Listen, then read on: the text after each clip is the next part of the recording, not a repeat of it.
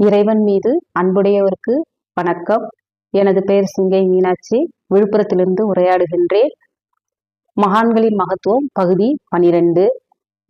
அதாவது மகான்களின் மகத்துவத்தை பற்றி உரையாடுவதற்கும் நினைப்பதற்கும் பெரும் பாக்கியம் செய்திருக்க வேண்டும். அந்த அரிதான பாக்கியம் எனக்கு கிடைத்தமைக்கு மிக்க மகிழ்ச்சி அடைகின்றேன். அதாவது 1 முதல் 11 வரை மகான்களின் மகத்துவத்தை பற்றி தெளிவாக அறிவித்திருந்தேன். பாரத தாய் அவர்களிடம் எப்படி அணுகுமுறை இருக்க வேண்டும், அவர்களோடு எப்படி அன்போடு சென்று கல்விகளை கற்றுக்கொள்ள வேண்டும், கொடுக்கல் வாங்கல் பணி எப்படி நடக்க வேண்டும் என்பதனையும் தெரிவித்துக் கொண்டிருந்தேன். தற்போது உடலான வீட்டுக்கு அடித்தளம் உருவாக்குதல் பயிற்சி திருக்குறள் மூலியமாக, திருக்குறள் கல்வி செயல் வழி கல்வி கற்றுக் கொடுக்கப்படுகிறது. அதில் அனைவரும் கலந்து கொண்டு பலனடைய வேண்டும் என்பதை அன்போடு தெரிவித்துக் கொள்கின்றேன். உடலான வீடு கட்டுவதற்கு உணவு ஒழுக்கம் மிக அவசியமாகும். அந்த உணவு ஒழுக்கம் உயிர்கொலை உணவை தவிர்த்து, முட்டை முதல் உயிர்கொலை உணவு வரை தவிர்த்து, வாழ்நாள் முழுவதும் உறுதியோடு இருந்து கடைபிடிப்பேன், அதை உண்பதில்லை என்று உறுதி கொண்டவர்கள் மட்டும் கலந்து கொண்டு பலனடையலாம். ஏற்கனவே உயிர்கொலை உணவு தவிர்த்தவர்களும் கலந்து கொள்ளலாம். 7 வயது முதல் 55 வயது வரை அனைவரும் கலந்து கொண்டு பலன் அடையலாம். 1330 குறளும் பொருளும் பார்த்து ஒரு நாளைக்கு 28 என எழுதி 48 நாட்களில் முடித்து எம்மிடம் கையேட்டை ஒப்படைக்க வேண்டும். பரிசு பொருட்களை எப்பொழுது பெற வேண்டும் என்பதை பின்னர் அறிவிக்கப்படும்.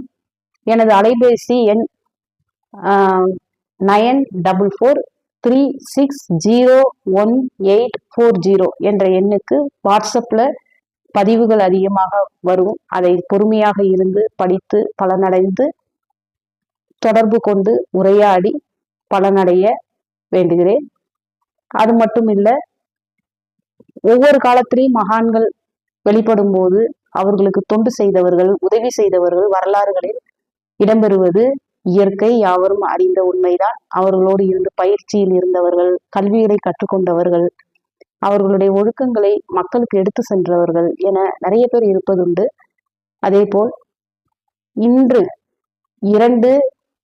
2025 ஆண்டு துவங்கி இன்றோடு எனக்கு 4 வருடங்கள் உணவில்லாத நிலைக்கு வந்து 4 வருடங்கள் முடிவடைந்து விட்டன.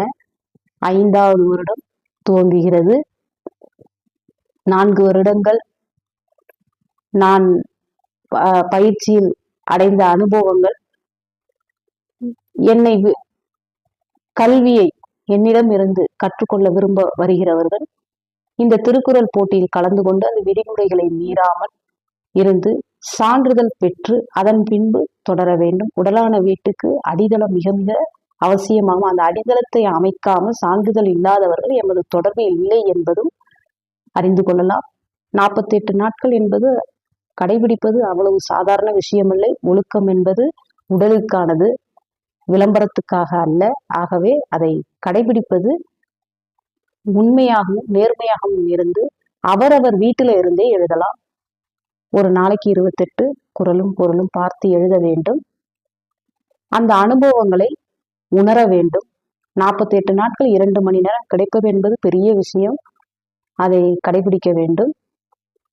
மற்றபடி எமது அலைபேசியில் நேரடி தொடர்பு இருந்து பதிவுகளை படித்தவர்கள் மட்டும் எனது சார்பாக வரும் இறைக்கல்வியாகட்டும், ஒரு நல்ல செயல்களாகட்டும், நற்பலனாகட்டும் அனுபவிக்க தகுதி உடையவர்களாக இருப்பார்கள்.